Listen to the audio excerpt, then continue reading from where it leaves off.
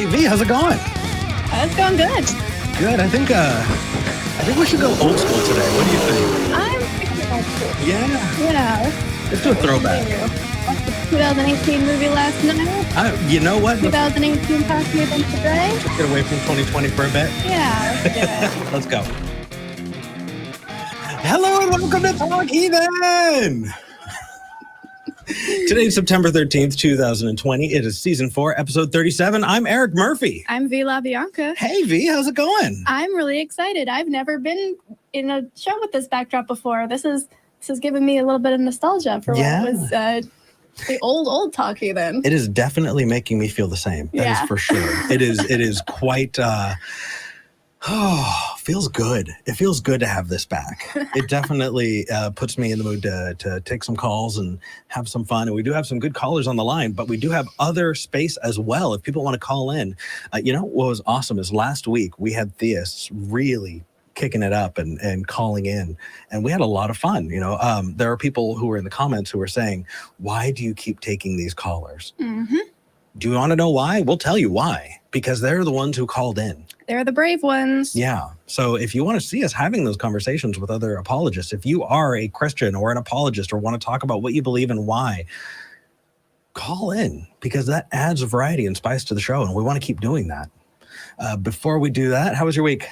I finished building my studio at my place. I'm going to be sending out pics and everything to my patrons soon, so I'm really excited. The desk is nice. The lights are nice. Now I just have to build out like all of the little bits and pieces, blackout curtains, foam, that kind of thing. Definitely. But yeah, I'm excited. I'm glad. Good. And I'm happy to say that through experimentation, we're trying to see if we can get this thing going. And I'm really, really happy about it. Yeah. Other than that, what have you been up to? It's been a busy week. It has been a busy week. I was able to put out one episode on my channel, but other than that, it's just been work all the time. So this is the time that I get to enjoy all of you and get to enjoy the calls and get to do this with you, and I'm really excited. Me too. So, let's jump in. Yeah, let's. We do have a couple announcements first, though. Absolutely. We didn't even give the phone number, 512-991-9242, or you can go to tiny.cc/callth if you want to call in. Again, the number is 512-991-9242, or you can call online toll-free, tiny.cc/callth. If you like what we do and you want to support us, please consider becoming a patron. This is one of those days. Talk Heathen is a product of the atheist community of Austin. The AC is a 501c3 nonprofit, and if you like what we do, if you like the programs that we put on, not just Talk Heathen, but the Atheist Experience, Secular Sexuality, we have Truth Wanted. The nonprofits have been dropping by on the Discord after our episodes. Yeah. Consider supporting us. I thank the top 5 patrons every episode, 2/3 of the way through the show, and that is going to happen again today. I have the Patreon up, and I refresh it right before I thank patrons. So if you want to hear your name read aloud, go to patreon.com/talkheathen to me. If you don't want to do that and you want to support us anyway, and you want to get cool swag like this Talk Heathen mug. That's super phantom-y and see-through. Is it? Yeah. They actually look like this. You can actually like hold them ethereally, just kind of in your hand. Okay, super false advertising. But we have a merch store, and if we can get the link up to the merch, that'd be fantastic. If not, there we go, bit.ly/AEN merch. Love it. About 2/3 of the way through the episode, we are going to be thanking our top 5 patrons, and we refresh our Patreon right before we thank people. So you do have about an hour and 15 minutes to donate. I think everybody is tied at the top tier, 25. Actually, we had some tiebreakers. Really? Yeah. All right. So we're going to dive into that one. Okay. But in the meantime, RAO hasn't called in a while and wanted to talk to us about something. RAO, you're live with Eric and V. What would you like to talk about today? Good afternoon, Eric. Well, I think I've honestly figured out what omnipotence is, and it's not God. But since we're talking about omnipotence, I think we have got the obligatory crushing of a paradox here. Okay, first, how do you define omnipotence? Okay, we're going to say that the ability to do that which is impossible is a qualification specific to omnipotence. Okay, so qualification, if you want to give qualifications, fine. But what is omnipotence itself? What is omnipotence? Well, I think that's how we start finding the properties and qualifications that are specific to it. And we start looking in those spots. I understand exploring, absolutely. But most things, if you want to talk about proving a thing, we should probably know what that thing is first. Yeah, if you found it, then what did you find exactly? What is omnipotence?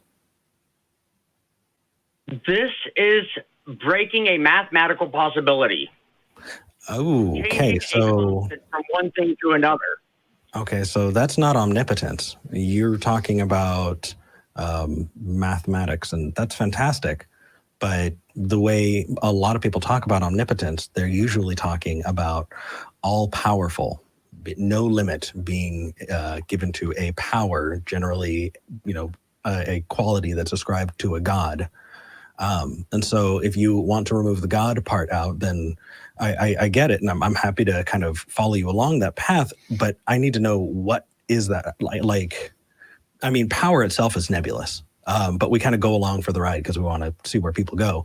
But what do you mean? What is all powerful, Well, the first time that we talked, you introduced me to the term maximal. And I started thinking about, if you put all of the possible things into a box, then you have maximal. And we can deal with that. But when you have everything in the box that's possible, everything else that you're left with is impossible. And so when you start figuring out how to do those impossible things, that's why I think you're getting to the cusp of where you can find where omnipotence would be. I think that that's not how set theory works. If you have the set of things that are possible and the set of things that are impossible, and one of those things that's impossible becomes possible, it just moves to the other box. It just moves to the other set. Do you get what I mean? Can we agree that mathematics are objectively true? No. Why would you say that? Because mathematics some mathematicians are saying that mathematics are superior to objective truth because they are the basis on which we define objective truth. Okay. I think we're getting really, really fuzzy with our definitions of things here. Right. Mathematics is used to describe things, right? If we're talking about purely conceptual mathematics, is that what you're talking about? Because once we apply it to the real world, then we can start determining whether or not a thing is true. Mathematics is entirely relational. If we have a conceptual version, a conceptual definition of omnipotence, then we can start looking for it in reality to see if omnipotence is nothing more than a concept, or if it can actually exist in our physical world. Right. And so that's where we get to the true part of it, right? You said true, objectively true. I define truth as that which corresponds to reality. Right. And so mathematics, when it's not applied to anything, isn't corresponding to anything in reality. And so we can't really make a determination. Do you get what I mean? There's not like some platonic realm where math lives. Right. And I'm not talking about omnipotence as the property of a being. I'm actually talking about omnipotence as an inherent property of mathematics. Right. I'm following you. And the response still stands. Mathematics is entirely relational. So I'll give you an example, right? When we're applying math, what we want to do is we want to understand our relation to things. And so if we're going to give something a number, right, we're counting how many a thing is, right? Let's get really, really specific, right? We're going to talk about discrete quantities. Okay, so how many children can someone have? Well, they would be whole numbers, wouldn't they? you would count your children. And Right. yet when we take a census and we determine that average family has 2.3 children on average, that doesn't mean that, most families have 0.3 of a child as well, right? Because that doesn't correspond to reality, but it helps us in understanding things. And that's why we're applying math that way. Math is not objectively true like that. Math is just a tool that we use so that we can understand the world around us, and to give it some other qualities doesn't really make sense to me. And so I'm trying to understand why you're doing that. Well, basically, if I can show omnipotence as an inherent property of mathematics, we no longer have to settle for maximal as a substitute for omnipotence. Cool. Because if we can show a mathematical version of omnipotence, then we can throw maximal out the window and say, give me square circles or get the hell out. Sure. So let's do that. Omnipotence being defined as all powerful, right? Right. Okay, cool. So can a number do anything? Or is it just what it is? We're talking about the law of identity, right? A number in and of itself cannot do a thing. I think it's a bit of both. I think without the math there, without the physics there, without the physics there, we wouldn't have a universe. And no. Hold on. Without the physics there, we wouldn't understand the universe the way we do. Mathematics, again, is something that we're applying so that we can better understand relational things. Right? So as we apply mathematics, we're understanding constants about the universe, and we're able to describe them and work with them. But just because, if you lost the language or lost the ability to apply that understanding, that doesn't mean it goes away. Right. Think about it like any other language. We can write a book about the real world, and the reason that it's useful is because it's describing real things, but the language is itself subjective. So I consider physics not to be our understanding of physics, but something that we have discovered along the lines of we discovered gravity, we discovered the strong and weak nuclear forces, and while those numbers are simply descriptive, they do define everything. Definitions define everything. Let me give you an example. Everything. Right. What if we were to take a different abstract concept, like wetness? Is wetness also all powerful? No, because wetness can't do what I'm talking about. Neither can numbers. And also, again, it does not fall into the realm of truth until you apply it to the world. I'll give you another example. That's what I'm saying. I'll give you another example. Is 2 + 2 equaling 4 objectively true? Yes. Of what? 2 + 2 is 4. That is always going to happen. Right. So we're understanding those numbers and their relation to each other. Now we apply those to things. And once they're applied to things, then we can go, does this correspond to reality? And once we do that, we can determine, okay, that is true. Right. But something being valid, right? 2 + 2 being 4, that is the form that you're using. And then you use that to fill in other things, right? Maybe we're talking about Skittles. Maybe we're talking about cars. It doesn't matter what exactly it is we're talking about. We're using those numbers to describe them. And so you can use a mathematical formula that is valid. That doesn't mean that the thing that you're describing is inherently true about the world that we're in. Example.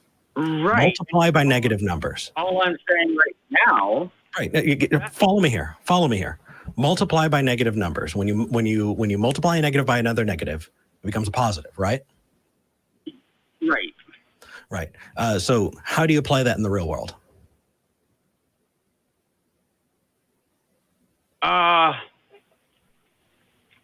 Sea level. Okay, help me. If you only have Oh, actually, it wouldn't work with multiplication. You could just use sea level as a 0 point, where above sea level would be at that point we're getting at that point we're starting to get into beautiful mind territory. Let's be clear with our definitions of things, and then follow them to those conclusions. So we defined omnipotence as something that is all powerful.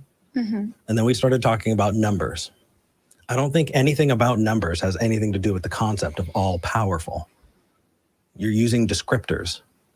And while that's fantastic, and I'm not saying that numbers don't have value, they just don't apply in the description that you're giving.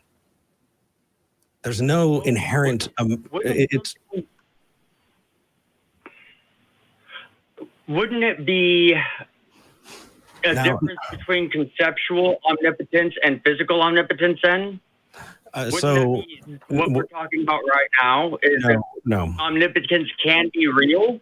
No, because at that point you're getting into mental masturbation. We're wondering how this relates to the real world, right? Is something true? Does it correspond to reality? Now we can have this talk and fall down that trail, but we've stopped talking about the world we're living in. Now, why does this matter? People might be wondering, why the hell are you talking about this? Because omnipotence is a quality that people generally give to a god.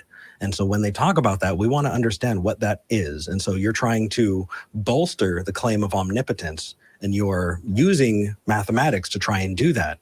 And I don't see a relationship. Well, what if I were to give both of you a game piece in which I said 1 = 1 is going to be Eric's game piece, and 0.75 is proportional to 1, as 75 is proportional to 100, and I gave that game piece to V. And now the object of this part is for both of you to keep your game pieces true, and for me to make one false. At that point, you've lost me, dude. Math is no longer objective. I agree with you, which is why when you said, Eric, do you think that math is objectively true? I disagreed. So it sounds like you came to the same conclusion. Anyway, Ariel, thank you for calling in, man. You have been incredibly active in the community.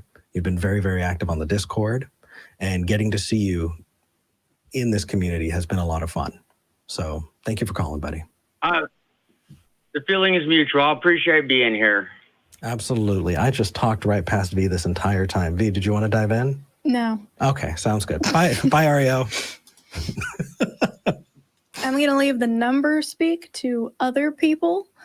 But I am curious to talk with Lewis on line 20. Ooh, okay. No, not that Lewis, the other Lewis. Oh, okay. Then this Lewis, I'm going to pop back in the queue. Sorry, Lewis. Sorry, there's more than one Lewis in the queue, but I specifically invited this Lewis to call in, so I wanted to make sure that we got to him.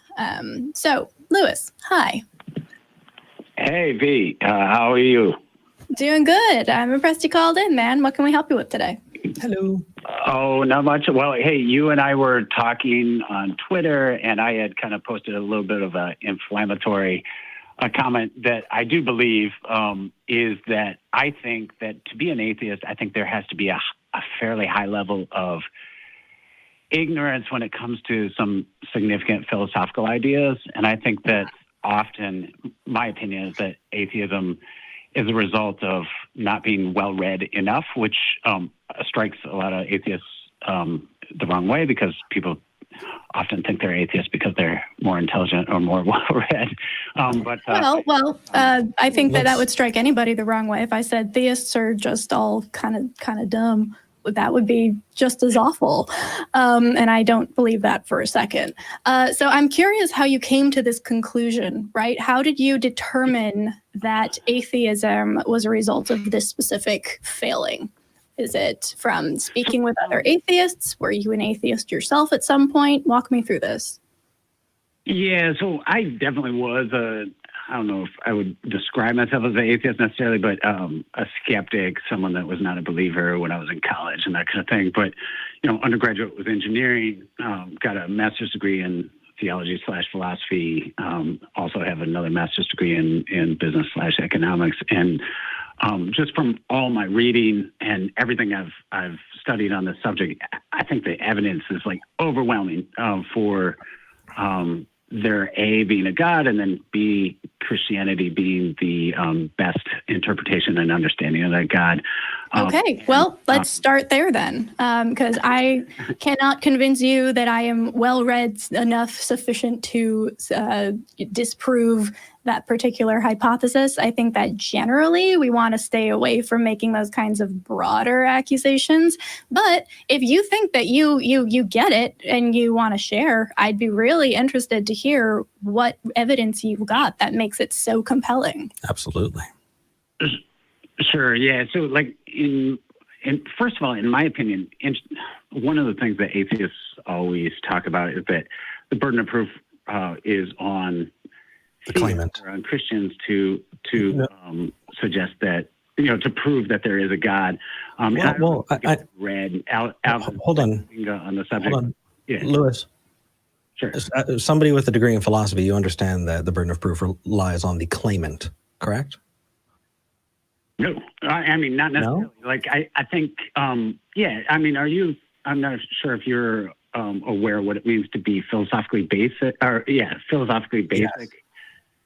Yes. So in other words, if I say, hey, I've got a tree in my backyard, and you say, well, you have to prove that for me to believe it, I would say, no, if you're going to doubt the tree, sure, then the burden of proof is actually on you to go out and show that that's a projection or something, right? So you took him down this route. In philosophy, get him back on track. In philosophy, Certain things are philosophically basic. So I think you mean properly basic is the way Plantinga described it, and properly basic. Sure. Yeah. The way I understand it is one we're talking about assumptions that don't need to be backed up. Right. So when you're making those assumptions, then okay, right? We're assuming a lot of things when we're having conversations because we're assuming that the other person is an honest interlocutor, and that when you sure provide evidence, you're giving the best to your ability. Correct? Cool. Yeah. So, right. If you are going to define something that we are disagreeing on, then it is obviously not properly basic, is it? If I were to come in with a presupposition that I'm right, and then use that presupposition to back up my claim, I've provided nothing. All I've done is a little dance, which is something that Plantinga likes doing. Yeah, but right. So yeah, but hold on. So like, let's take something that is widely agreed on. Let's say sure, the Earth not being flat. So you got a round, you got a spherical Earth. Everybody agrees on that, except for flat earthers, right? So flat earthers then, I would say the burden of proof is on them, right? Like, because they are the claimants. Okay, I'm saying the Earth is flat, so then like that. Well, they're no more claimants than we are, right? So we're saying the Earth is spherical. They're saying the Earth is flat. Both have a claim, but I would say the burden of proof should be on the people with the strange view, right? The people with the view. Wait, a couple notes here, Lewis, before we jump any further, because I'm noticing that we're going to start going down some trails that I don't want to go down. First, as atheists, for Eric and me at least, I don't know about the atheists you've been talking to online, we are not positive atheists, as in we do not say there is no God. We say we are not convinced that there is a God. So we are not making a positive claim like the Earth is round or the Earth is flat. It would be equivalent to saying the Earth is flat versus I'm not convinced the Earth is flat, without making a claim as to the size or the shape of the Earth. And also, second one, the attempt to classify the person who needs to claim the thing is the person making the stranger claim, to me sounds like a recipe for, ad populum, right? Like, okay, it is less familiar to me. Fewer people think it. Therefore, for some reason, they are the ones who need to back it up. I don't think that necessarily makes sense. Yeah, I mean, but with that being said, when we say something is basic, when we acknowledge something is basic, it is to some degree ad populum, right? So it's to some, if we're going to say, I don't believe that we're butterflies dreaming we're humans, and you say, well, I think we are butterflies dreaming we're humans. Like, I would say there's a burden of proof that kind of falls on the person that's got the unique idea. Like, there is a certain degree to which we're all agreed on certain things. When someone's like, actually, everything that you guys have all agreed on, we disagree with. Like, I kind of feel like that person kind of has to be the one to show why they're right. Now, with that being said, if I thought you guys were atheists. It sounds like you're more agnostic than atheist, because when you don't, you're basically saying, hey, I just haven't seen good proof that there's a God. That's different than being an atheist in the sense that you do not believe there is a God. Well, not necessarily. There's a difference, because I don't believe there's a God, because it hasn't been proven to me that there is one, and my default position is to not believe things until I have sufficient reason to believe them. So yes, I am an atheist because I do not believe in a God. I'm making no ontological claim about whether or not there is one. I'm just saying, personally, I have not been convinced. I actually disagree with you, Vi. Interesting. And I think you are also on my side about this, that depending on the claim, I do make the assertion that some gods don't exist. That is accurate. So for the concept of a God in general, some higher intelligence, higher power, deistic, woo-woo, nebulous. Something, sure, maybe there's no falsifiable way to prove or disprove that. However, I can be positively atheistic about certain God claims. So certain gods that defy the laws of logic, or certain gods that evidence has borne out against them. Those gods I might be positively atheistic about. Yeah. So we're getting into all of this, and it sounds like we're breaking it down to the point where you think that God is a properly basic belief, and we're not convinced that that's the case, which suggests that it might not be properly basic. Yeah, so I do believe that since most people have experienced God, like Gallup did a study, 82% of the population has said that they experienced God. I think that many people, something like 50% of the population has said that they have experienced a guardian angel, right? So like there's like large percentages of the population that had these experiences. And I think it's strange for atheists to say, we think all those experiences are in your head. We think all those experiences aren't real. Like there's a certain level of mass delusion, and I think hold on. I think that's the way madness lies, right? No, it's just a misattribution of causation. Right. You can have and experience things that you don't understand.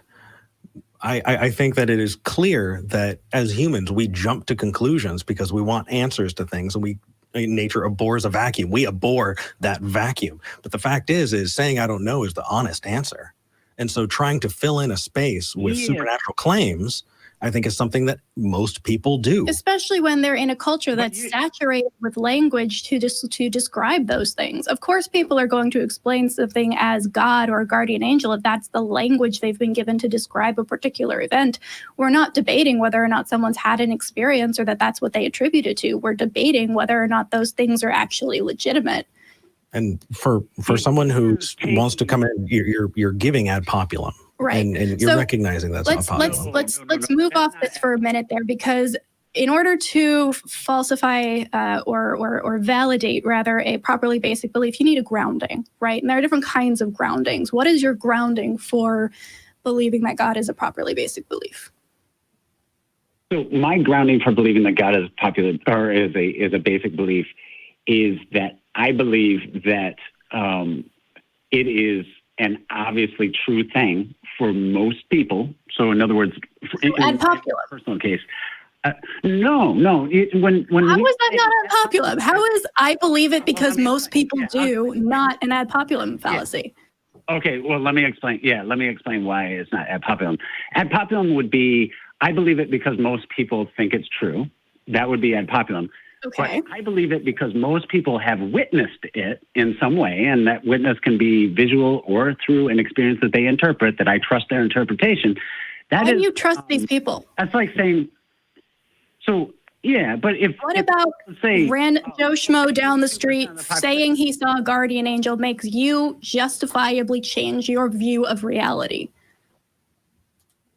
So if I mean, when you say Joe Schmo, but what if you say someone that you trust and like, and that's otherwise a trustworthy, someone that if they told you anything else, they have no interest to lie. They're someone you love and care about, someone that's otherwise intelligent, educated, and they say, I saw something.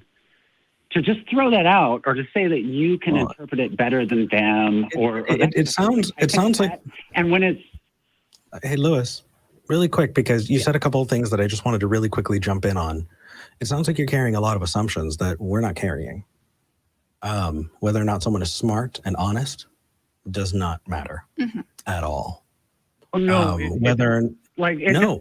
It does. No, it doesn't, because Lewis, we're not. When someone witnesses something. Lewis, hold on. You would. All right, sure. I'm not. Go ahead. We're not calling them liars. I'm not calling you a liar. Right. It's misattribution of causation is what we're saying. We're not saying lying. But by saying that, you're saying you can interpret my experience better than you can interpret, better than I can interpret my experience. No, we're saying that you need to bring us evidence of your experience that will help us to interpret it in the way you want us to and convince us. You can't just bring us your experience and say, well, it's properly basic, therefore you're ignorant if you don't believe what I do. No, well, I should say I have a multi-point thought on this. Obviously, very complicated. All this stuff can be, full books, right? But this is piece number one in my, and I always look at the belief in God as a collection of clues rather than proofs, right? So anyone taken by itself, sure, you could pick it apart, that kind of thing. But let's say there was a God, and that God was a personal God that interacted with people, and you have 82% of the population that says they've interacted with him, and many of those people are highly educated people, trustworthy people, and they say they've interacted with him.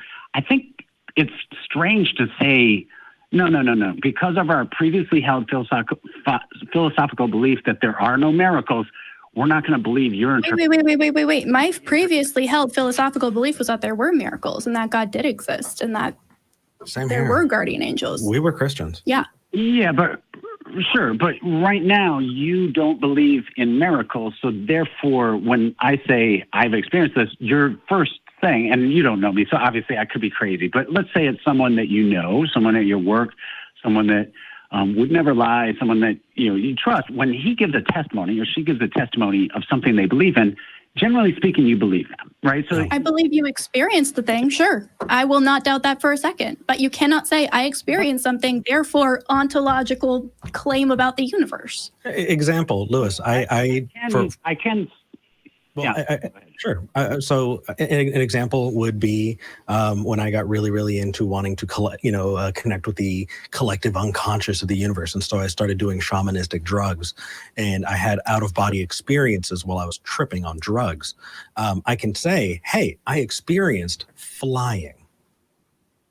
Mm-hmm. Now, I wouldn't expect you to deny my account of that experience, but you should be very skeptical about whether or not my account is corresponding to reality. And the way you would say that is, hey, were you messing with your brain chemistry? Is that a more likely explanation? Sure. But Eric, I mean, like that by itself is almost kind of condescending, right? So that's, you agree that was the drugs. I agree that was the drugs. And therefore, that is in no way a parallel to something where I say, I know that I've encountered God through prayer, through personal spirit, kind of this, it's very hard to describe. But so you're saying that your grounding for God is experience? No, not at all. So what I've said this before is that I think what we're talking about here is this kind of idea of basic, and this idea that when almost everybody's experienced something and they're, at least a good chunk of them are trustworthy people, smart people that for anything else you would believe them on. I think it's strange to say, we're not going to believe you on that, or we're going to reinterpret what you think you experienced as something else, even though, you're... Why is it unrealistic to ask somebody to provide enough evidence to convince me? So again, right now I'm just talking about philosophical basics. So I think there are positive arguments for God, but basically I'm starting off saying I think that atheists often assume that the burden of proof lies on Christians? I don't think it does. But I do think there's positive, with that being said, like I say, I don't think I need to prove it. I think there are good proofs, right? So like, I think consciousness. You didn't answer my question though, Lewis. Yeah. You seem like you are upset that I am not convinced by the evidence for God. Me, any other atheist, how could we not be convinced? Why is it unrealistic to expect that somebody making a claim that is so big, so huge in relation to my worldview that would absolutely shatter everything I believe now? Why on earth would you think that it's unreasonable for me to expect a level of evidence that I could buy into? That's all this is. I'm not making any positive claim. I'm not saying anything except for you have not convinced me. Right. And what I am saying is not necessarily that my experience has to convince you, but that there is no default, the burden of proof lies on one side or the other. Obviously, if we disagree, it's your job to show me where I'm wrong and me to show you where you're wrong. But right, defeaters and defeaters. Question. But in the big picture philosophical question, I think Christians can very rationally go through life never providing any proof to themselves or anybody else what they believe. And I think that's... Do you do that with anything else? To do. Anything else that impacts your life as much as your religion? Do you go through without questioning or providing evidence and call yourself rational? Is that a thing that you do? Absolutely. There's things you have to do that on, right? So like there is no non-circular way to prove you're rational, for example. There's no... Well, hold on. It depends on how you define rationality. So rationality is the ability to work through problems in a rational way. Okay, you're using the definition, the word in the definition. Yeah, I can't use rational in the definition of rationality. Okay, so the ability to think through problems in a way that makes sense. To you. Right. So makes sense externally, internally? Yeah, because you can have an internally consistent worldview that you live in, you're a brain in a vat that doesn't correspond to reality. So it's actually kind of useless. What if we defined rational as by whether or not there's sufficient evidence to warrant? No, let's define rational as our brain works. Our brain works? I mean, brain works. Yeah. So like when I think flat earthers are rational. Right. Yeah. But let's say I say 2 + 2 = 4, and all three of us think that is a meaningful statement, right? Well, and I could say I am a banana, and that's meaningful. That's deep. Well, it's rational, apparently. Lewis, I don't think that's a good definition for rational. No, I would reject that definition. Yeah. If you guys just let me talk for a second. So, like, if I say 2 + 2 = 4 equals 4, we say that's your brain is working okay, Lewis. And if I say 2 + 2 = chicken, and in my own head that makes perfect sense, and you guys are like, "Whoa, Lewis, what are you talking about? Like that makes no sense whatsoever." But in my own brain, that makes sense. Mm-hmm. If your brain doesn't work to that level, right? So, like, if logic doesn't work, if you're not rational. You said that 2 + 2 = chicken is properly basic. Well, remember what we're talking about here. I'm saying if your brain does not work, there's no way to prove that your brain works. That's a thing that we all have to assume. That's something we all have to just take for granted, that our brain works, and there's no non-circular way to prove it. If your brain doesn't work, as soon as you sit down trying to prove it, you're assuming your conclusion. It's a very, very important truth that we all accept, that there's zero proof for. So let's apply this in a couple of places. This feels like it's moving into solipsism, honestly. Yeah. Now we can move back into ontological territory, right? You're talking about properly basic. Is it properly basic that all circles are round? That's a definitional truth, right? Yes. So that's by definition, circles are round.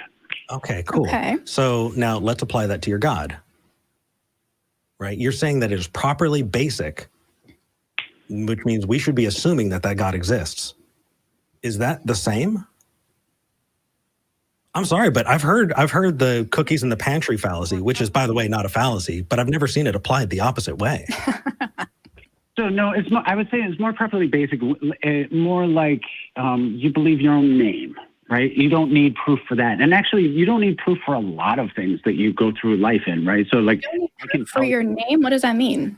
Right. As someone who has changed their name, we both have changed our names. What do you mean? Well, are you talking about just people's assumption? Like if I say my name is Eric and V says their name is V, sure. You just go, okay. Right. So most of the things that you go through in life, like all the people you know, I don't know if you've ever seen Eric's birth certificate, if you know for a fact that his name is what his name is, right? So you believe that. Now, you would say it's not extraordinary, so you kind of trust him on it. But there's all sorts of things we go through life that we don't ever get proof on. Is my soul in eternal jeopardy if Eric's name is not Eric Murphy? Yeah, but okay, so let's take science, for example, right? So those are... Hold on. We're moving to a different example, and we haven't actually fleshed out this one. And I think that... Lewis, we need to be able to, like, I can sense that you're trying to talk about a lot of things very quickly. I want to talk about one or two things and get deep in here, okay? Because that's the only way we're going to start having a real back and forth. Otherwise, we're going to be jumping all over the place. Yeah, so and I actually was trying to give an example to this point. I wasn't really changing the subject, but yeah. Okay. Go ahead. So I want to go back to your grounding for properly basic beliefs. There are multiple kinds of grounding, right? We both know this. Do you know what Plantinga calls the proper, the okay grounding for the basic belief in God? So, I don't know that I follow Plantinga on all things here, but I can tell you my personal view of what I think is... It's just the most recent iteration. It's actually a very old idea. It goes back to Kant. Sure. So yeah. my I feel it. View of what... I feel it. What constitutes it feels that. Right. Therefore, it's properly basic. And it's frankly bullshit. Can you say that again, V? V, can you say that again? Yeah, sure. The justification for why I think that God is a properly basic belief, that grounding, Plantinga, Kant, everyone in between, I feel like it is. I have a deep conviction. My soul feels it. Therefore, it's real. And I'm sorry, that is not convincing to me. I think he specifically called it the inner witness of the Holy Spirit. The inner witness, yeah. Sure. Yeah. So I think what he's speaking to there is what I was speaking to earlier, which is there is a knowledge that is unmistakable. So in other words, there's a knowledge that I have just from personal experience that I know isn't drugs, and I know is not what you're talking about with other interpretations of brain function or whatever. Like there's I know what I saw, for lack of a better word, and it doesn't matter what other people think. It might be hard for me to personally explain. It might be unprovable. It might be something I can't prove to you, V, or you, Eric, but it's something that I personally know, right? Like, so it's something. But that is not true of any other things that we assume are properly basic. Okay, here's my problem, because we're going back to the beginning of this call now. We've gone from atheism is based in ignorance because you guys haven't read enough books to I know things because I felt it and I experienced it, and I know it's not provable and you don't have to believe it, but I know it's true. No, it does not. That does not follow. No, yeah, that's not my argument. So my argument is multi-pronged argument, right? And we're on the first point here, which is I don't think that the burden of proof necessarily lies on me, but I'm happy to prove my point, right? So that the first point, which is I believe I know what I know, right? So hold on, really quick. I just want to make sure that I'm following too. Are we throwing out the properly basic claim because we're not agreeing on it? Are you moving to another thing? No, I think absolutely there is a properly basic, but keep in mind what properly basic says. Properly basic is not. Let's go back to the tree example. Properly basic is not necessarily true. We have other calls. I'm trying to put this in a nutshell. Something being properly basic does not necessarily mean it's true. Correct? Sure. Yeah, exactly. Okay. Yes. Okay, cool. So you're saying that something that is not necessarily true is your evidence of something being true? Not at all. No. So I'm saying that it's when something is properly basic, it shows the burden of proof doesn't lie on me, but it doesn't mean we can't disagree with it, right? So like if doesn't mean I can't disagree. Right, you can offer a defeater to their grounding, and they can offer a defeater to. We know how that works. To me, it reads like tag, you're it. That's what that sounds like to me.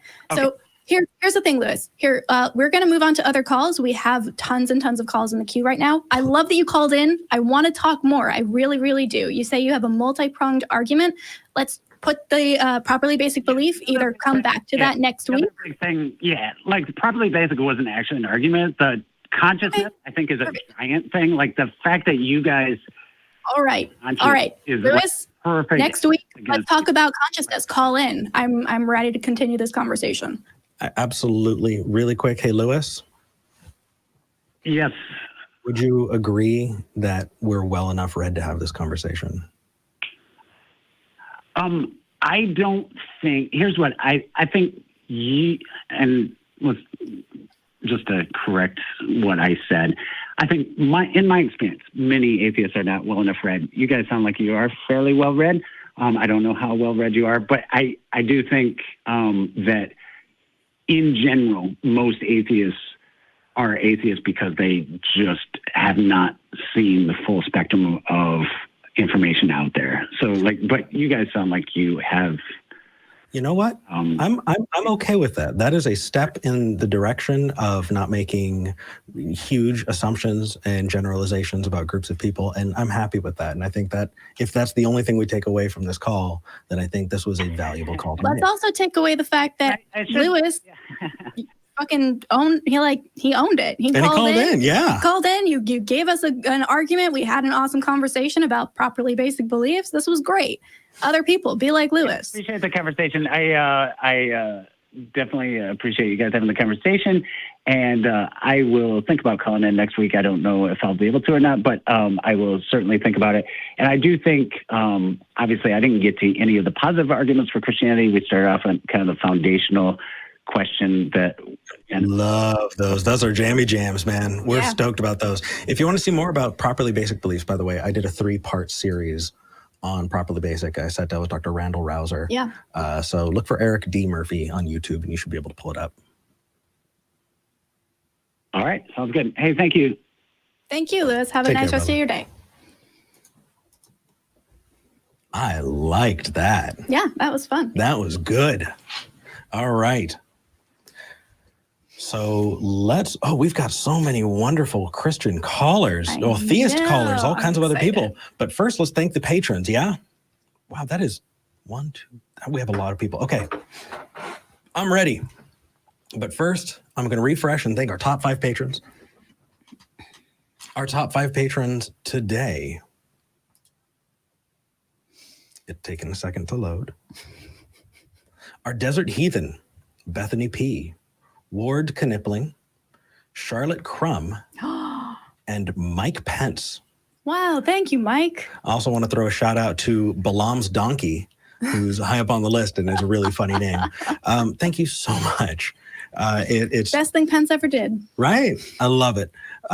It's your support that keeps us going, and we have a huge crew that is working way before we start and way after we end so that this can go out as a podcast, so it gets clipped throughout the week, so that we have thumbnails on things, so that we sound good and everything's working well. And the only reason that there is our amazing crew. Hey, everybody.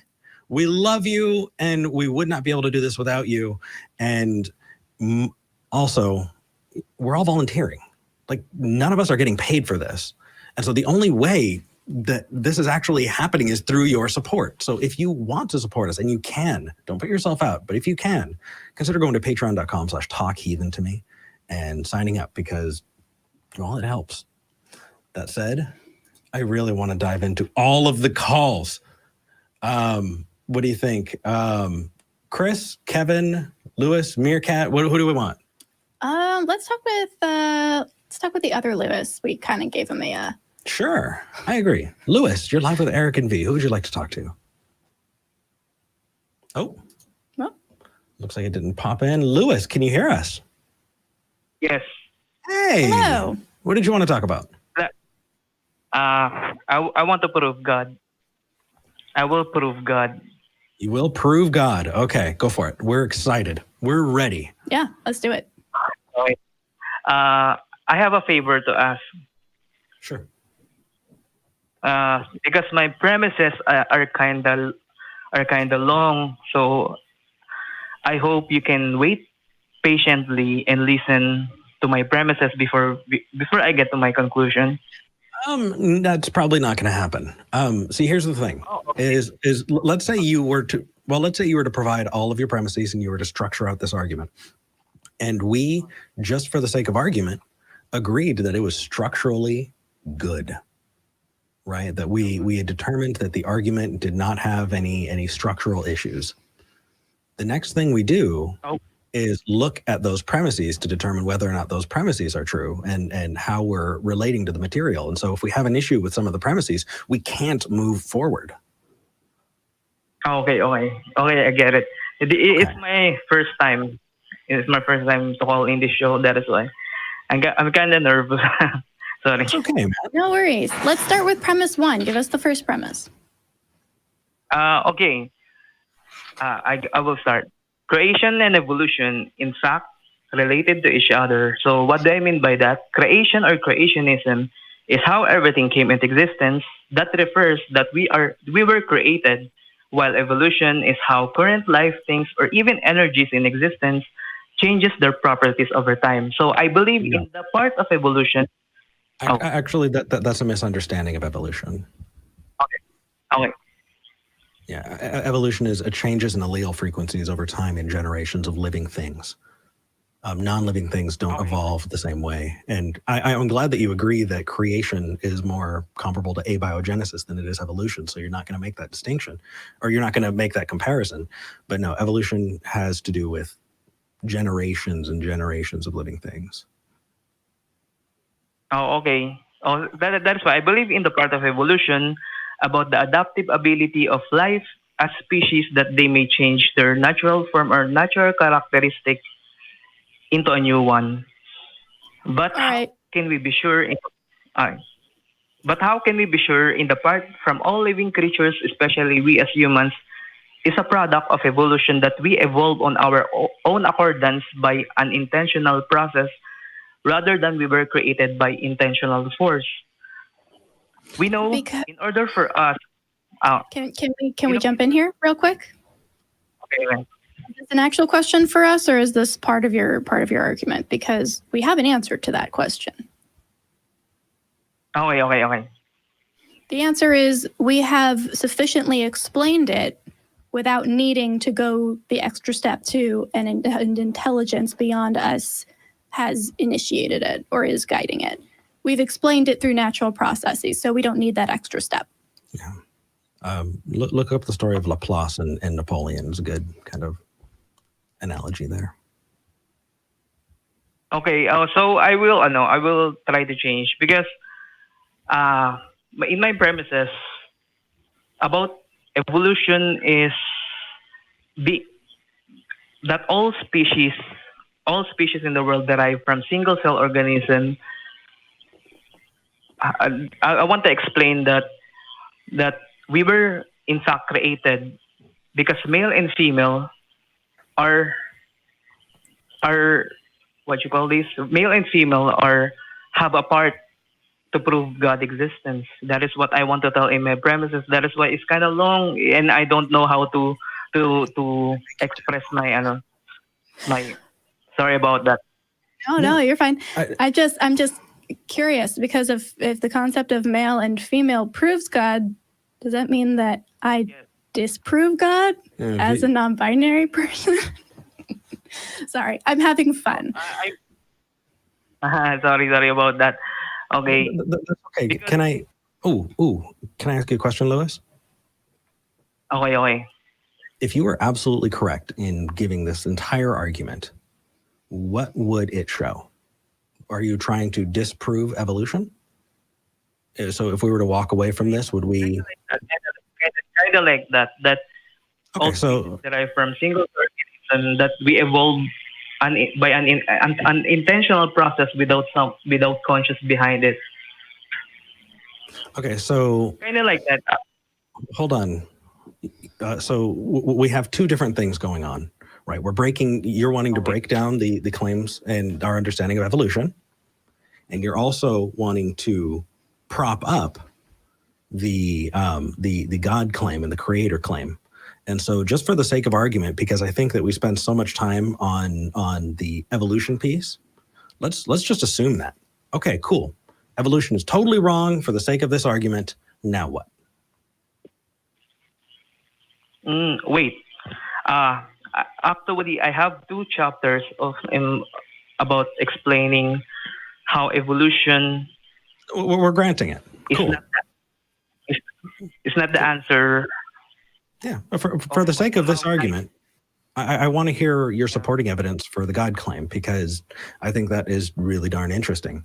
So I disagree with you on the evolution, and we can go down that whole path. But what is supporting the God claim? Okay, I will try to. That is why that my favor is you to wait patiently and listen to my if you will wait and listen, maybe I can prove God. Okay, how many premises do you have? I'm sorry, I'm not sure about I'm not sure about how many it is, because I write it in my Facebook. That is why I just read it, because I'm not really well versed in English, because even though my English is my second language. Is Tagalog your first language? Okay, I will start. Okay, listen. The famous question of which came first in existence, is it the chicken or the egg? In scientific findings that the nutrients to form the shell of an egg can only found inside of a chicken or a hen, but forming the body of a chicken or baby chick can only develop inside of an egg. But for an egg, Lewis? Okay. Dinosaurs lay eggs? Yes. So, I mean, we can say, chickens are dinosaurs. I've met plenty of people who do that. But if you're wanting to go back that way, eggs existed long before chickens did.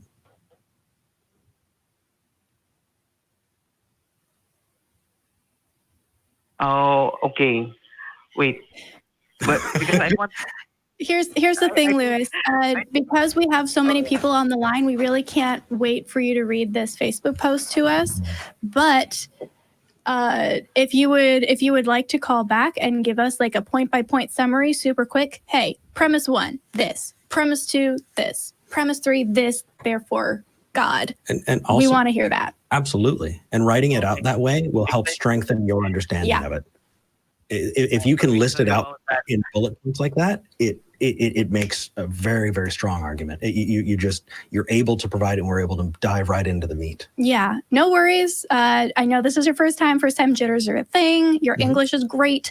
It is. We just need to, we have a lot more callers we need to get to, but we do want to hear your argument. So reformulate it, make it a little bit shorter so we can get right into the meat of it and call back.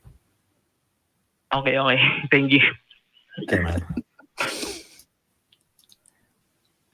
I love the number of Philippine callers we've been getting. I know. I mean, like just the Philippines is representing when it comes to calling. It's really awesome. I'm pretty stoked. All right. Let's talk to Meercat, because I think that's funny. Meercat, you're live with Eric and V. What would you like to talk about? Yeah, hey. I'm just curious. Hey, let me just get right to it. Sure. I'm a theist that goes out and tries to convince atheists to obviously become Christian, Okay. But it's like, I get so many of them who say no, to that. But yeah, they just want me to convince them anyways that my God exists. So my question is, if an atheist doesn't want to become a Christian, they don't want to accept the truth of salvation, whatever, why should I even bother convincing them that my God exists? I just can't. Sure. So I think that's So what you're carrying in there, they're not accepting the truth. You have to admit is a pretty condescending assumption. I mean, I could say it the other way around, right? You as a Christian are refusing to and not willing to accept the truth that your God does not exist. So it's not even worth my time to explain to you that your God is pointless and untrue. It kind of feels bad right in the chest area, doesn't it? Yeah, just you take that part out, and I just want you to answer that question specifically. Sorry about that. And yeah. No, I think I see where you're coming from. On the one hand, I have two answers to this. The first one is don't bother. Fuck it, leave. You're not obligated to have conversations you don't want to have. If you don't want to, convince somebody or anything, fine. Absolutely fine. You do not need to do that. If you believe in the Great Commission, you do. Exactly. Like that's the caveat there. I know that when I was growing up, my dad felt physically ill if he did not pray for every single car that passed him on the side of the road. Every single car. Like if he didn't pray for that person in that car, he was going to hell and he had failed that other person. So it's a horrible weight to put on your own shoulders. But coming from a purely secular standpoint, if you don't want to have a conversation, you don't need to have a conversation. Nobody can make you. You get out of there. You walk away, you be respectful, you say, you do you, I'm going to do me over here. So that's the first answer. Do we want to talk about that at all or move into the second part? Yeah, here's the thing, though, but they make it seem like I am obligated anyways. They go about it as if I am. I'm supposed to. I have the burden of proof, so you got to do this.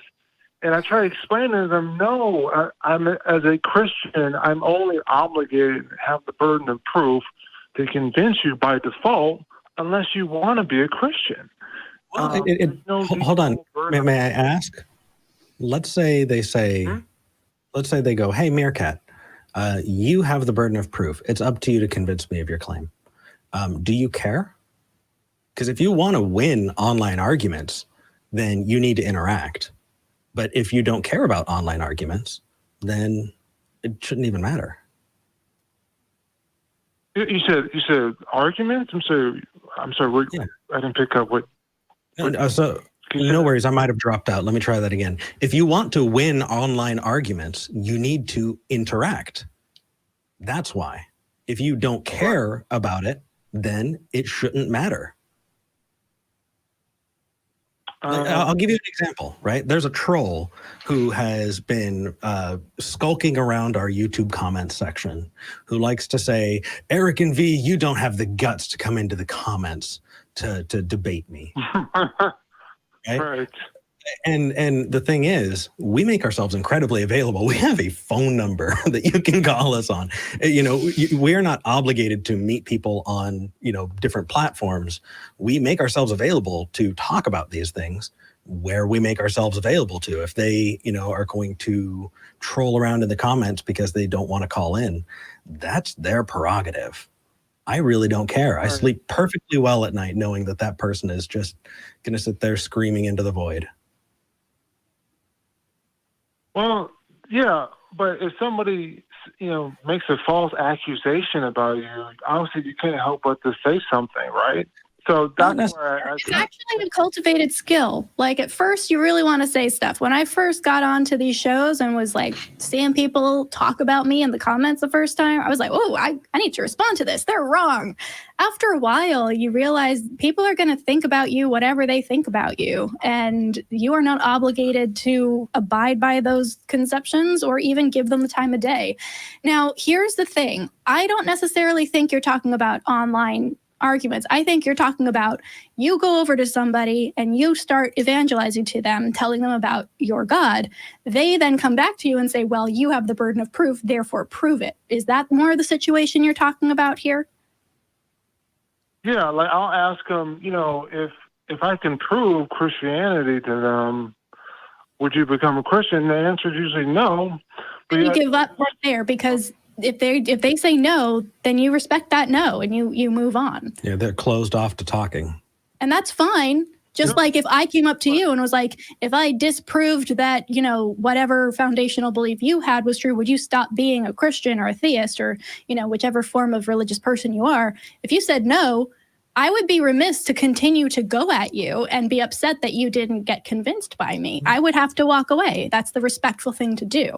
But if I come up to you and I'm the one starting the conversation and I'm the one bringing an idea to the table, the idea of God or of no God, then I need to be ready to back that up. And I can't be offended if someone asks me questions or asks me to prove it.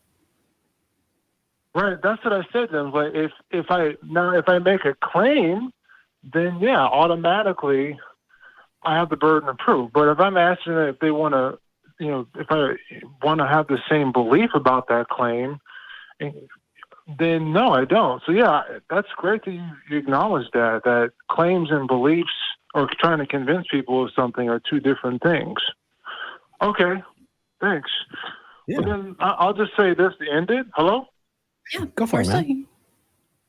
Okay, so sure. Just to end it so you get the other callers is, and this is not preaching. I'm just inviting anyone. Are you good? We might need to let you go. This isn't a platform for people to do that. That's okay though. Appreciate it. I know you feel compelled to respect that. We're gonna let you go so you don't have to feel bad about it. Whoops, you dropped. God can't blame you if we dropped you. Yeah. So and just for people who are wondering, it appeared to us like he was going to promote his own platform, and we're not obligated to platform people. Or he was gonna preach, which also we're not obligated to do here. Yeah. And just I want to talk a little bit before we get to these last callers about the Great Commission and kind of what that is, because we touched on that and then we moved by it really quick. And I don't think everybody knows what that is. Yeah. So the Great Commission is this concept that is very prevalent in evangelical churches specifically. So probably not more mainline Protestant churches like Lutheran, Methodist, all of that. This is more non-denominational Baptists, born again Christian type of religious person that feel like it is their duty to save as many people as possible at all times. And if you see someone on the street, you need to go up to them and tell them about God, or else you are leaving that person to go to hell. You are basically failing somebody and damning them to eternal torment if you do not go up to them and engage them in this conversation. If you do not pray for every person that walks by you. These are hyperbolic, but I know people. My own dad was like this. You have Mormons and Jehovah's Witnesses. Yeah, this is incredibly annoying for everybody else. Just very annoying. But B, also extremely hard on you. As a person who believes that the weight of every single person you see's soul is up to you to bear, that is horrible. That is a horrible amount of pressure to put on a person and a horrible amount of guilt, because you're never going to actually be able to talk with everybody you want to, in which case we very nicely let the last caller go before he could say anything. So he could then say, well, they dropped me. I was going to say it, but they dropped me. It wasn't my fault. I didn't back down. So hopefully there's a little less guilt for Meercat there. But yeah, Great Commission, basically a giant guilt trip. Definitely. Yeah. All right. Thank you for clarifying that. For sure. All right. Chris in Texas, you're live with Eric and V. What would you like to talk about today? Chris? First time caller. Hello? Can you hear me? Hey, hello? Yes. Hello? Okay, cool. So first time caller, found out about you guys a couple of days ago through scrolling through podcasts, trying to ask questions and things. Cool. Awesome. Love y'all's platform, so thanks for providing it. Rock on. Thank you. It says that you're a believer. What did you want to talk about? So the Romans and Jews are seen as great documenters of all the things they witnessed. Mm-hmm. So the things that they witnessed, how to you guys is that not enough proof or truth for believing? Well, believing in what exactly here? What are we talking about? So miracles like walking on water, things like that. Okay. So walking on water. Unless we're talking about, David Blaine doing some kind of illusion. Are you talking about actually suspending physics to walk on water? Right? Is that what you're saying? So in the Bible, it documents that, you just walked on water. Sure. Okay. So I have a book, and it says that in that book, I walked on water just like Jesus. Does that mean that you should believe me too? No. Why? I'm sorry. So I don't believe I should believe that because it's just something you said and you wrote it down, and anyone can do that. Sure. So why does the Bible not pass why does the Bible pass that smell test and my book of Eric not? Well, you said in the beginning, we'd take Roman and Jewish documentation as reliable for many things, so why not this? That's a good question. I guess because how many witnesses there are. Okay, how many witnesses were there at let's see, when God appeared on the mountain to the Jewish people in the Old Testament? Was it 500 or 5,000? I'm missing an order of magnitude here. Do you know what I'm talking about? I couldn't tell you the number. Okay. Let's go with 5,000. Or any other claim made in the Bible. How about the plagues of Egypt? How many people witnessed that? A lot. Yeah? How many accounts do we have of that? 0. Oh, we've got one.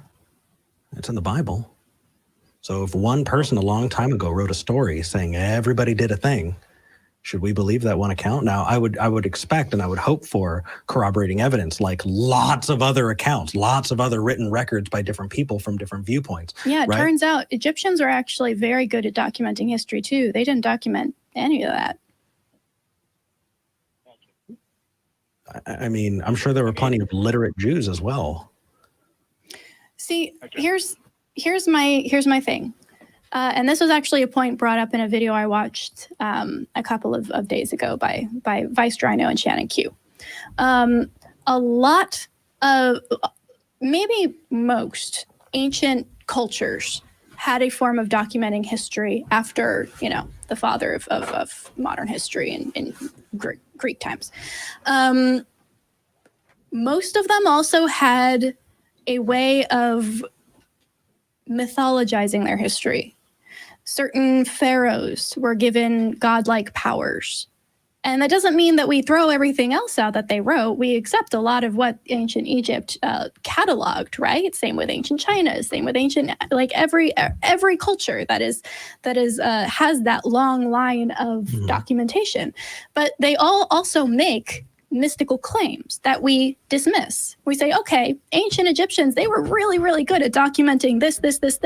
All the agricultural and social and cultural stuff that's going on. They also say that their pharaoh was the son of the gods and won a war by snapping his fingers or whatever. We're going to dismiss that because we understand that these ancient peoples mythologize their histories sometimes, but that doesn't discredit everything else. Yeah. So my question is, why are we not doing that for the Bible? Why are we not saying, hey, there's some valid history here? Sure. Certain things may have happened. They Nazareth were documenting may have things. Existed. Right. Bethlehem. Certain places, certain people, sure. But people mythologize. That's an understood thing that people of that time period did. So if we're going to give the Bible a pass and say, okay, yes, miracles happen because this historical document said it did, then we also have to do that same thing to every other text. And then we run into a whole bunch of issues because then we have all these different gods existing and all these different leaders winning the same battle in different ways. And it becomes very confusing. So I guess my question for you is, why do we only get to do that with the Bible and not with other histories? There really isn't a reason other than people wanting or convincing themselves to believe it because a lot more people do. Yeah, exactly. It is the culture. We grew up in a culture where that was the dominant story. And so it sounds more reasonable to us. It sounds less strange, like what Lewis was talking about. Yeah. Of course it sounds less strange. It's the one we grew up with. Of course the one with the son of Ra, sounds a little bit more strange to a Western ear because we didn't grow up with that culture. But if we're really going to be honest about it, we're either going to need to use the same metric for all of these histories, or we're going to have to accept that we're special pleading. Okay, awesome. Do you mind if I ask one more question, or maybe two? Go for it. At least one. Yeah. Okay, one. Okay. So do you have any good resources for looking into prophecies besides, obviously the Bible? Lots of them. I think if you want a fun video, check out Holy Kool-Aid. He's my roommate. Yeah. And he has a series of videos debunking psychics. And that whole idea of prophecy is pretty well explored. In fact, there's a huge movement in the skeptic community, not just the atheist community, but the skeptic community. If you look up James Randi and what James Randi has done and kind of follow that pattern that a lot of magicians have done in talking about, prophecy and psychics, I think you're going to find a wealth of information there. Since that was a pretty quick question, do I have time for one more? Or sure. Yeah. You're an honest interlocutor. You get an extra question. What's up, man? Why is faith not a good enough answer or reason? Because I can't apply it anywhere else. I mean, I don't have faith in any other thing that's important to me. I have a justified belief based on evidence, and I apportion my confidence to the evidence at hand. But where else is faith good? It's not good when you do your taxes. It's not good when you are making large decisions in your life. It's not good when you're, making friends or relationships. There's nowhere else where faith is good. It just appears to be a bad tool. I can sum that up. You can come to true conclusions and false conclusions using faith equally. There is no metric that faith offers for measuring whether or not something is true. Damn. Yes, that. What V said. So if you care about what's true, that's the caveat, right? We're not, maybe you don't, maybe that's not important to you. But if you want to know what's true, then faith has been shown to bring us in the wrong direction just as often as it might push us in the right direction. So it's not useful for determining truth. Okay. Can somebody clip that? That was really, yeah. That was, that was beautiful. That was good. Great questions though, Chris. I really, really enjoyed talking with you. If you have more questions, feel free to call back. We'd love to have you on again. And as a believer, we'd love to hear about what has convinced you. So maybe next time? Yeah, definitely. Okay, sounds good. Have a good rest of your day. Judy in Indiana. You're live with Eric and V. What would you like to talk about? Oh my goodness, is it me, Judy? Judy, yes, yeah. Oh wow, I didn't think you'd get to me. Oh my God, I'm so nervous now. Oh, no worries. What's up? I'm about 60 years old. Well, I am 60, and so my whole life I've been in different, theist organizations, and so about a year and a half ago, I started transitioning out. And, friends and whoever, they've all told me, oh, you're a crisis of faith. And I believe that crap until, closer to now. And it's like, no, I'm not. I'm finally getting to the truth. And I don't believe all that crap, And so I'm shreds of life after death keep surfacing in my brain. And that keeps pulling me. And there's a question that I hear on the atheist channels, and the question I hear the host ask to people is is there free will in heaven? And I never get to hear the answer for some reason or another. So that's what I'm calling to ask is, what's the answer? Because I'm hoping that will finally knock out that thread that keeps pulling at my brain, you know? And so that's what I'm calling about. What's the answer? Because I don't know. I really don't know, you know? I mean, I know there's years and years and years ago when I was in high school, it's like, nah, I don't believe in hell. I don't believe in that limbo crap. When I was in grammar school, I knocked that out way back when. Mm-hmm. And I got rid of the Catholicism way back when. But then I, surfed through all the other, different stuff. But, this life after death, and about 2 months ago, it's like, oh my God, where did all my relatives and stuff, they're all gone. So I dealt with all that, they're gone. But I have this thread that keeps pulling me, and I see beautiful night skies, and it's like, maybe there is somewhere out there, but, I don't think so, because, it's like these poor children that get brutalized and whatnot. There's no God out there that would allow that. But then I get this thread that keeps pulling me. So what's the answer?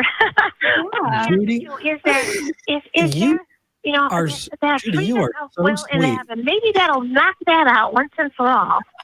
Judy, I want you in my life. You are so incredibly sweet. So, do you want to go first? I'd be happy to. Yeah. So first of all, Judy, welcome out. Yes, congratulations. It sounds like you've been doing a lot of work and a lot of thinking about really important questions. I have. You're getting a lot of love in the live chat as well. He called a couple of weeks ago. But yeah, we both have. Yeah. Uh-huh.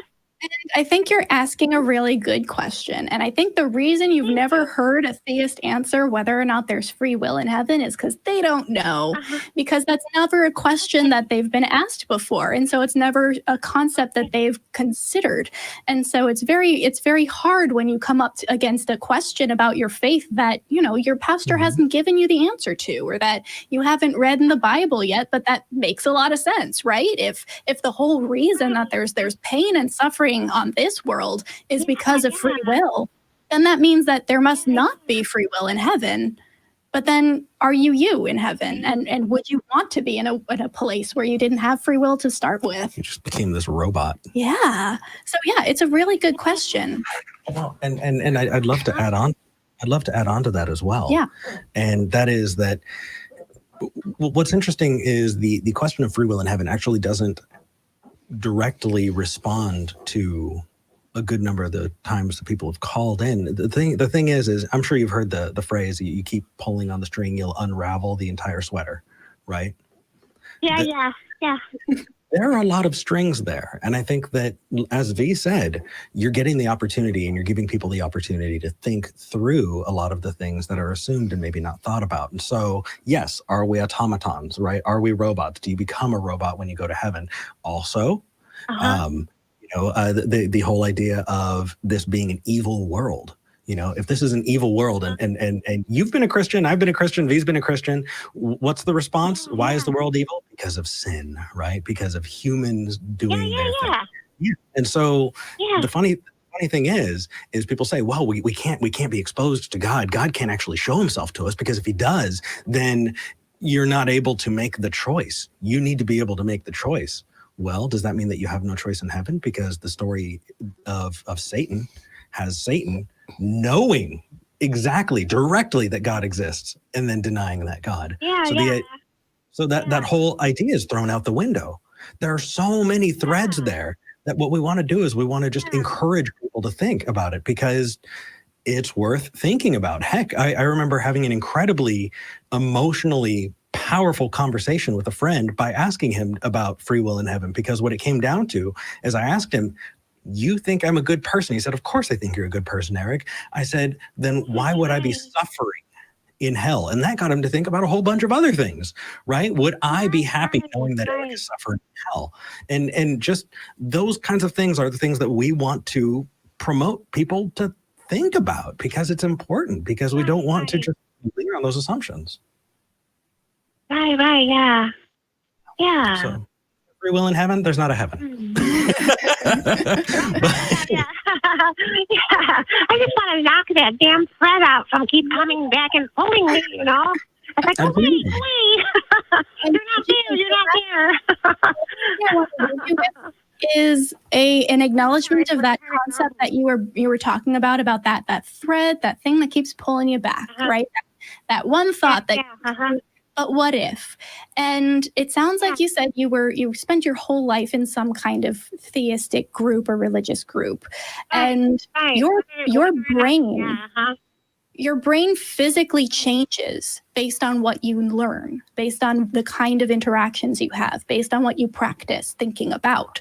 So if you have a lot of practice thinking about heaven and thinking about God and thinking about your religion, that's where your brain is physically going to go when you have those thoughts. Of course, you feel like you're being pulled in that direction. Your brain is configured right now to encourage those kinds of thoughts. But the good thing is your brain is plastic, not in the sense that it's not real, but like it's movable, it's malleable, and you can change your neural pathways. You can change how your brain functions. And so if you continue down this path that you're on, which is an awesome path, and I'm super excited for you, you're going to start training your brain to not go down those familiar routes anymore. And that sense of that string tugging you is going to lessen and lessen and go away. Okay, thank you. Is there time for me to say one more thing? Yeah, sure. Absolutely. Go for it. No. Okay. No, okay. I have a therapist, you know, and I spoke to her a couple of weeks ago, and I mentioned about the stars, you know, that and that I had seen some galaxies that I had never seen before and whatnot, and that blah blah blah, and I don't believe in, you know, the heaven type thing. And she goes, well, you know, Judy, people are, you know, basically energy, and that energy does not go anywhere after a person dies. So you can decide for whatever you want your energy to go. And I was like, you know, that satisfied me for like a week. Yeah, that sounds nice until you think about it a little bit more. Yeah, isn't that where this whole damn religion started? Yeah. Where the hell is this going to happen? No. No, this is not satisfying to me. Yeah. No, because I'm trying to throw that out there. This didn't happen. It's not Good on you. Good on you for calling that out. I like it. Absolutely. Judy? Yeah. I'm so glad that you made it to this side of things. If you have not checked out the Facebook discussion group, it's an unofficial Talk Heathen discussion group. The group is amazing there. Okay. If please go back and watch this and watch the live chat. Oh, we've got the Facebook discussion group up on the page. So when you go back and watch this, you can see how to get there. Okay. We also have a Discord. There's an entire community that I think would love to meet you. Okay, what is Discord? What is that? I don't understand what that means. Do you remember party lines? Everybody in the neighborhood picking up and talking on the party line? Yeah. We have that, but it's on the computer now. So you can actually create a party line. Everybody hops in and just talks, and there are different rooms kind of that people can go into to kind of keep each other company. It's nice. Yeah. Oh, cool. Like chat rooms? Yeah, like chat rooms, except it also has voice, and it's just fun. Cool. All right. Yeah. Oh, so very cool. Okay, I'll do that.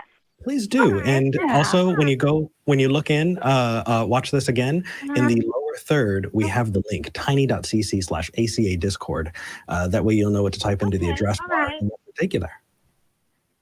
Okay, terrific. All right. Thank you guys so much. Oh, and I missed last week's episode, but I wanted to say, Eric, I love the haircut. Oh, actually, I just had it. When I first started, I used to be a hairdresser, so love the haircut. That is incredibly sweet of you. I've got it back in a ponytail. Still trying to figure out what to do with it, but thank you. You're so sweet. Okay, all right. Thanks for calling me, Judy. All right. I love her. I know. Oh my gosh. Oh my goodness. Judy. Yes. You are so sweet. Okay, I could talk to Judy all day. I know.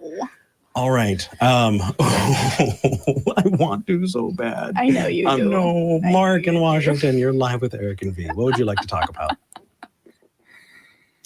So fast. I just ended with a call screener. Hi, guys. How was your Sunday? Doing good. Doing good. I saw the description and I just wanted to dive in. What did you want to talk about? I'm so happy. Awesome. So I am, let me turn my microwave off. I am of the belief that I think the Kalam cosmological argument, which I know you've heard 1,001 times. Oh, dude, every argument is time. There are so many old arguments that are just get rehashed in different ways. It feels like we've got like 6 things that we talk about just in different ways. So that's okay, as long as it's interesting. Yeah, I bet. So I am sure you and I are in agreement that the way a lot of theists take this and run and say, aha, this proves God, is very cartoonish, and it is obviously not the case. But I do think that it has interesting theistic implications that make it a good first step to a cumulative theistic case. So anyways, that's how I look at it. Kevin, really quick, do you have us on, or Mark, I'm so sorry. Mark, do you have us on speakerphone? There's a good bit of echo, so I just wanted to see. Oh, let me take you off. I'm sorry about that. I appreciate it. Thank you. That's it's just okay. a little echoey. This makes it a little nicer for everyone listening in. Eric and V, is this better? That's much better. We can hear you, Mark. Sorry about that. No worries. Okay, so hit us. What's up? Sure. So I guess let me give you the 20,000-foot version, and then I'm curious where you disagree. So the 20,000-foot version, premise 1, everything that begins to exist has a cause. Premise 2, the universe began to exist. Premise 3, the universe has a cause. In this argument, I want to defend the version that William Lane Craig defends, namely with cause referring to an efficient cause, not a material cause, and the universe being defined as the entirety of physical reality, or all physical reality connected to an arrow of space-time, if you will. So if it was like an eternal state that is not divisible into temporal units, that would be the beginning of this. But anyways, that is how. Yeah. Let's dive into some definitions really quick, because I think that we're not going to move past the definition of God on this. How do you define God? How is the William Lane Craig version, or the version at least that you understand it, what is that definition of God? Okay, the only thing I will add, so I am Christian. I would say that I believe that God is a maximally perfect being composed of 3 persons, but I am not trying to prove that with this argument. I think that for example, with anything complicated in the world, you would reach your conclusion through probably multiple arguments. So this that first argument meant to. I'm sorry. No, it's okay. Agreed. I just think that you might want to step back from calling it the William Lane Craig thing, because William Lane Craig throws in a contextual analysis that kind of makes it unique to William Lane Craig that it sounds like you don't follow. So Kalam is fine, but maybe not the William Lane Craig version. I'm just trying to sharpen you a little bit on presentation, I guess. So, okay. I was referring, and I probably phrased this poorly, specifically to how he defines universe and to how he defines cause. If he goes other places with it that it doesn't sound like I did not intend to imply that. So I just meant in those narrow respects. So my apologies. Thanks for clarifying. Absolutely. Okay, so that which exists begins to exist. That's the first premise, right? Actually, where do you want to go with this? As a cause. So, has a cause. It's sure. So let's. I guess my question, and I'm just gonna be super honest here. No attempt at a gotcha. No attempt at a philosophical counter. My question is why pick these definitions of universe and cause? Like what about them other than they tend to support your end hypothesis more than other definitions makes these the best definitions to use here? Well, I am making an argument that the universe has a cause, and there, as I'm sure you know, there are a number of candidate cosmological models, but it seems to me that by describing the universe as just all of physical reality, whatever that may be, it would be compatible with a Carol Chan model, with a Hartle Hawking model, with a standard Big Bang model, with a cyclical universe, with a multiverse. So it just seems to me that definition of universe is cosmological model agnostic, pun intended. Because we don't know which cosmological model is true, but I do think the underpinning of the argument, it doesn't really quite matter which model that may be. Although I'm happy to discuss whatever you're most interested in. Okay, so for universe, it's just whatever the universe is, whatever best describes what in reality is the universe, that's the definition we're going with? All of physical reality, whatever that may be. Okay, all right, I can accept that, that's fine. Now, what about cause? Walk me through that. Why are we choosing this definition? The efficient cause, yeah. So it's just the thing that causes... Like take a table. Say at T1, there's just a bunch of wood and nails on the ground. And then at T2, there is an assembled table. I'm using efficient cause, that is to say, the thing that made the table transition from wood to materials, as opposed to, say, a material cause, which is the cause of the table is just the wood. So that... I mean, there's a whole bunch in philosophy, going back to Aristotle, a whole bunch of competing definitions of cause. I know let me put it this way. Using efficient cause is by no means special pleading for God, in that it is so widely used. I'm working on my PhD in political science. This is a concept I use all the time, just in a completely secular setting. So I'm happy to discuss it further if you have any objections, but it just seems so widely used that it's okay. So can you clarify then that the efficient cause is a cause outside of the material things that are being affected, essentially?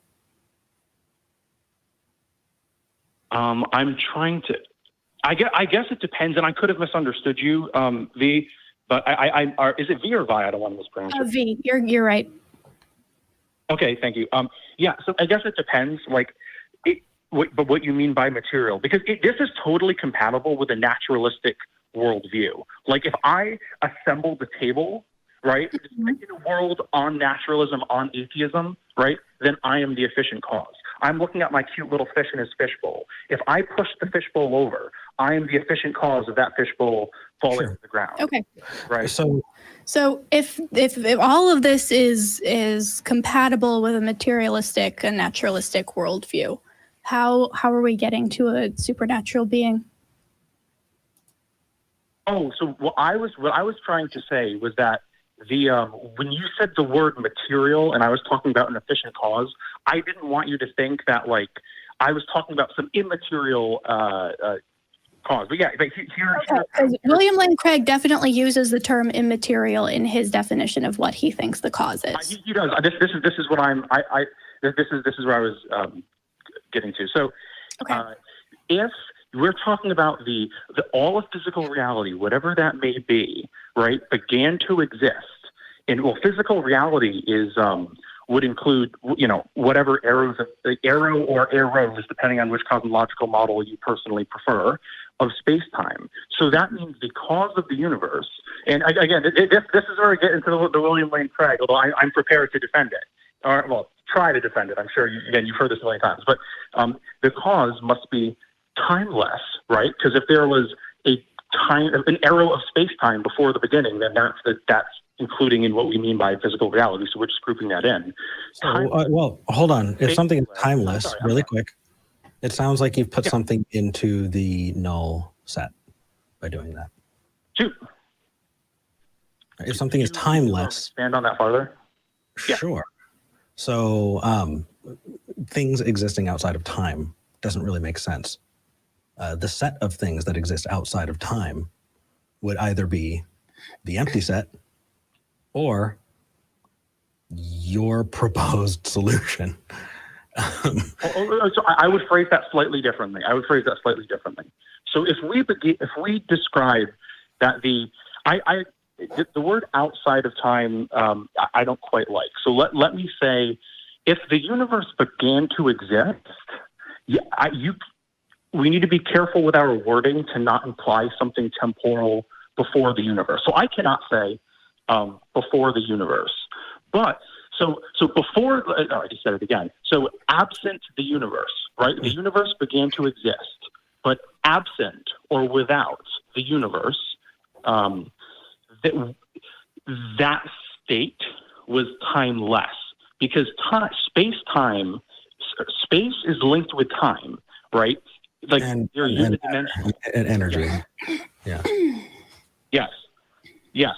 So whatever existed absent the universe would not be divisible into temporal units.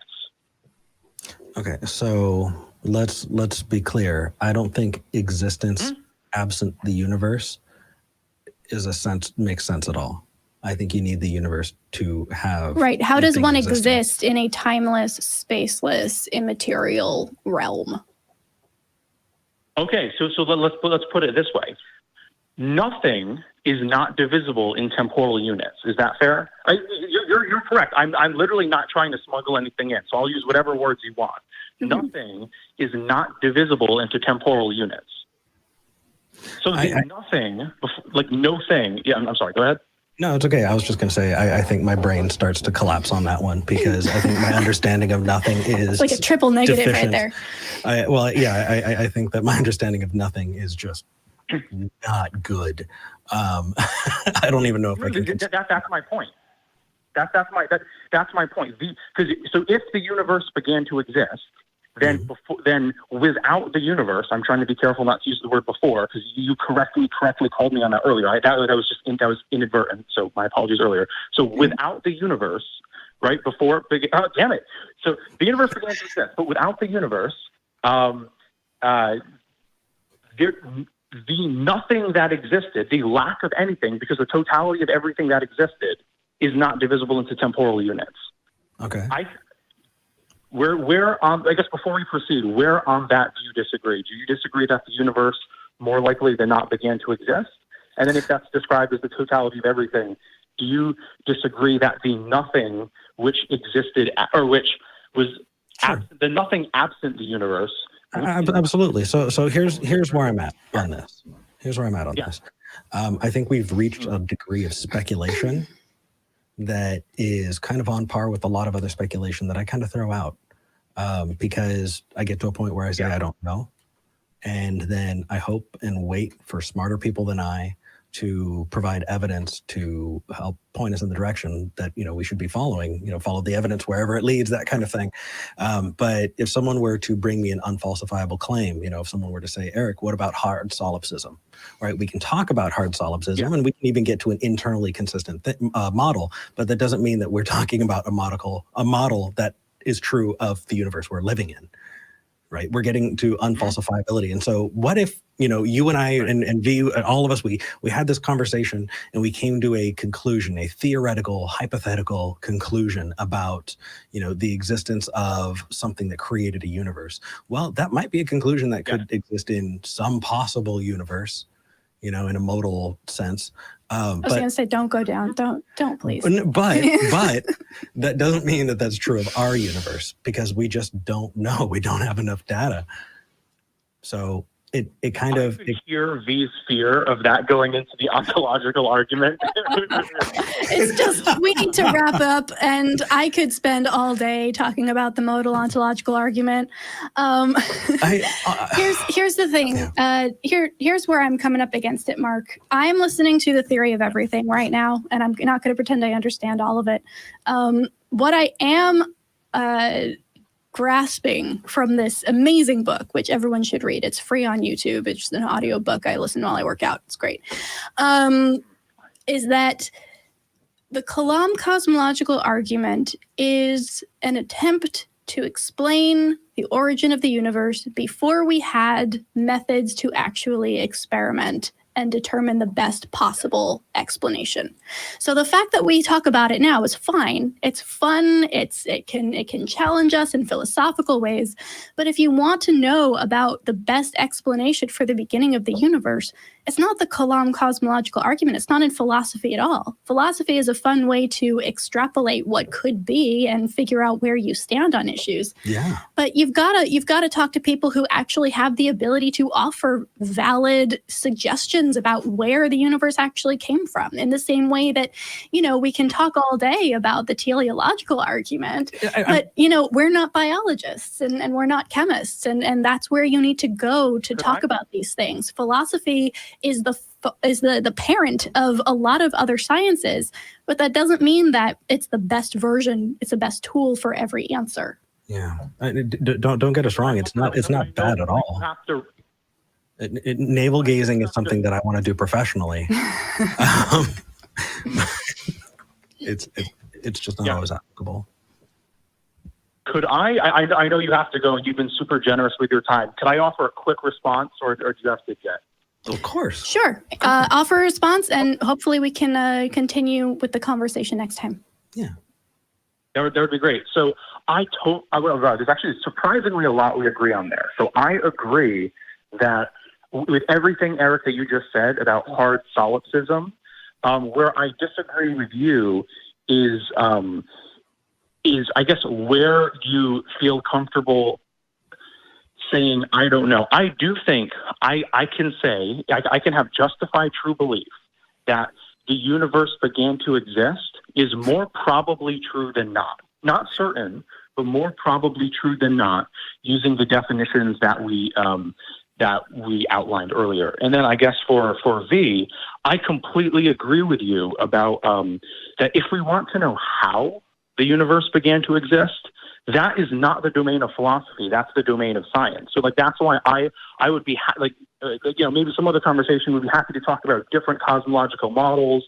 For example, why I don't think Hardel Hawking works, and actually Stephen Hawking ended up agreeing with at the end of his life. But the way I phrase the philosophical argument is compatible with a host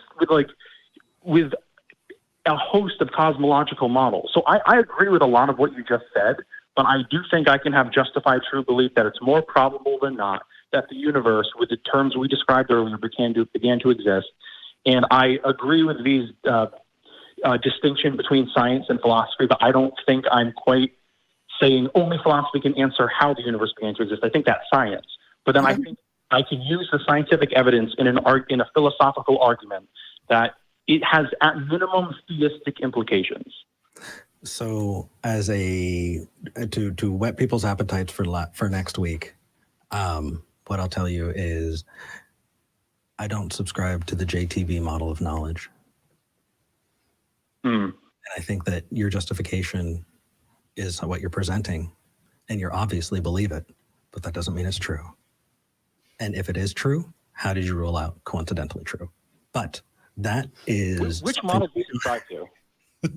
We'll go into that next week because, dude, you seem like the kind of person we could talk to for days. Oh yeah, call back for sure.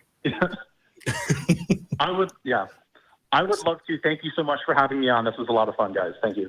For sure. It was. Take care, man. All right, see ya.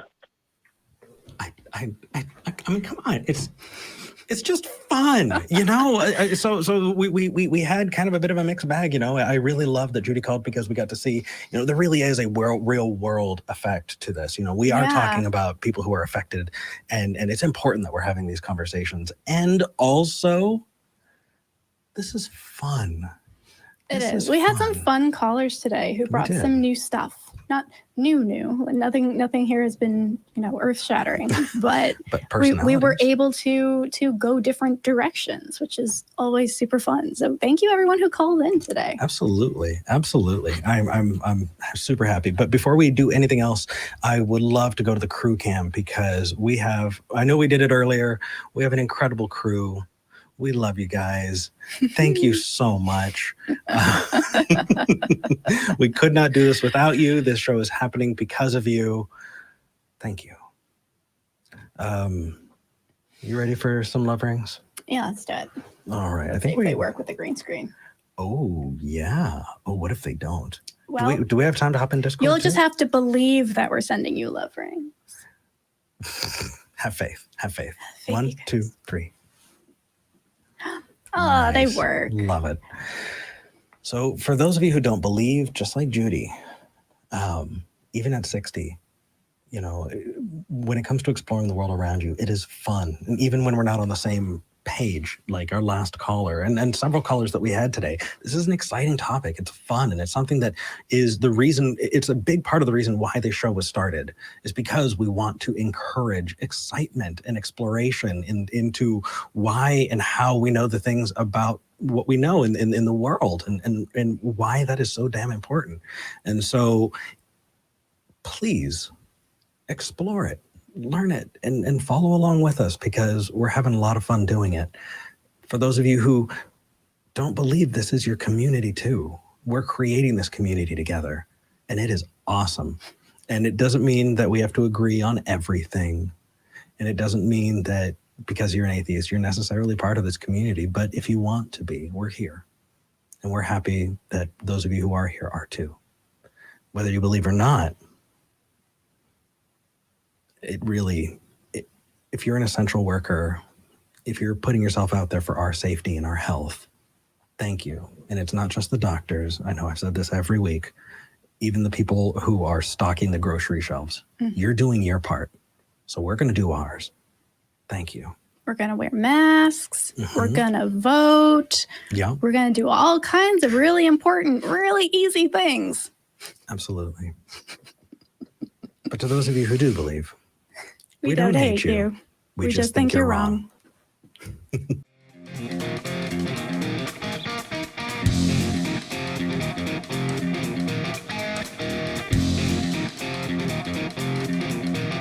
We are sorry, but the show has ended. Goodbye.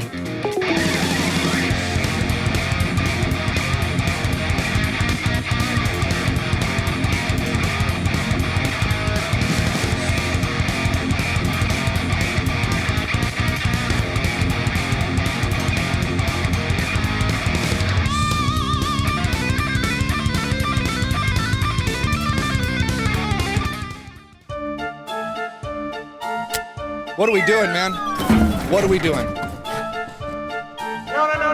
No, you're done.